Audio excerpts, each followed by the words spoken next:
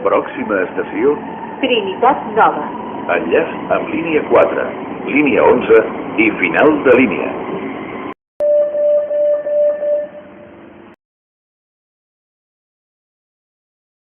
La línia L3 del metro de Barcelona és la línia més antiga de la ciutat en el tram entre Catalunya i l'Aps, que va ser inaugurat l'any 1924, el que aleshores era conegut com el Gran Metro. El 1925 es va allargar fins a Liceu. No va ser fins als anys 70 que el traçat es va començar a prolongar en successives etapes fins a Drassanes, paral·lel i posteriorment a zona universitària. L'any 1985 la línia es va prolongar fins a Montbau i l'any 2001 fins a Canyelles. El 4 d'octubre de 2008 es prolongava el traçat fins a Trinitat Nova, on s'establia un intercanviador amb la línia L4 i L11.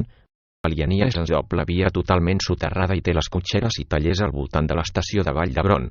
A més, compta amb enllaços de servei amb la línia L5 de Sants Estació i amb la línia L2 a paral·lel.